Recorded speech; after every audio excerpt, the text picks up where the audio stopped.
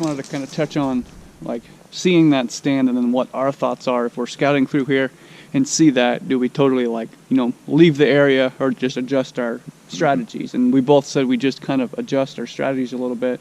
And you said always mark it, because then at least you don't waste a sitting 20 yards from the guy. Right. And then you know for your sits, like you said, you can play off where those stands are and where you think the deer are moving with escape routes. And yeah, and how you think that hunter is accessing that stand. I mean, if you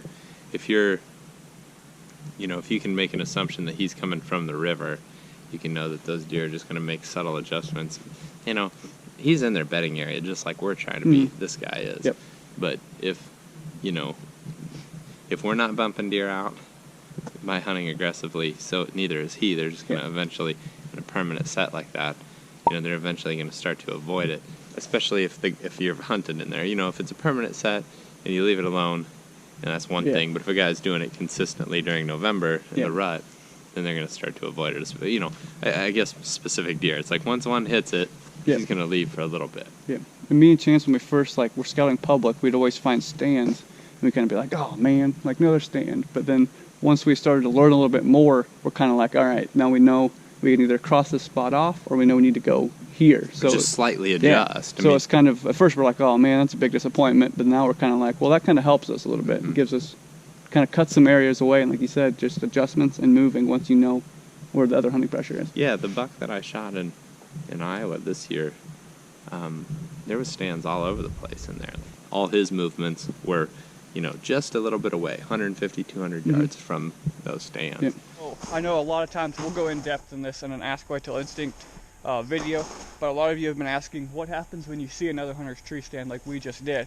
And one thing on this property is we haven't seen any good sign, but even if we were seeing good sign back there, and this guy's tree stand was right there, we're going to keep walking farther away. All that tells us is that we need to keep walking. That guy's stand is like a permanent stand. Like it's going to be there every year. So those deer know where he's at and when he's coming in, and they'll skirt around him. So that's what we kind of take into account when we see stands, is how the deer are going to use the rest of the land to get around that guy. And most of the time, like Chance says, that means pushing farther away from that pressure, obviously. And then once you get back there, start seeing that sign again, then finding how that buck is getting around the pressure. We'll look and see from that stand like where that guy can see and where he'd stop being able to see deer. And at this point, you can see up here through these cedar trees, that's where he's going to stop being able to see deer, and the bucks are going to know that. So go up to where that kind of line is and walk that, because that's probably how the buck is skirting around that hunter. One thing on this property, pretty much every piece of public land that we hunt, is we're trying to get away from hunting pressure and use that hunting pressure to our advantage. So on this property, I haven't seen much hunting pressure, but this chunk of woods that I'm in right now along this creek bottom is as far away from any access as you can get.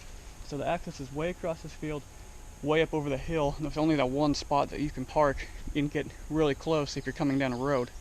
So we're using that to our advantage because we're getting as far away from that hunting pressure as we can.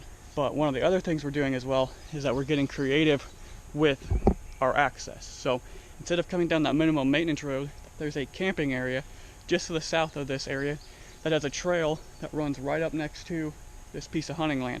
So we're parking over there, and then we're walking in from a totally different direction than everybody else. So that gives us a different way to access this piece of public land than most people would think to use, and being creative with that access allows us to get to different places. So think about that on the pieces of public land that you're hunting. There's different ways you can get creative with your access. We've used kayaks before, we just walk a long ways before, and now we're using a camping area, an area that's open to the public, and a trail to walk in on. So that's how we're going to access this spot if we come back in here and hunt it.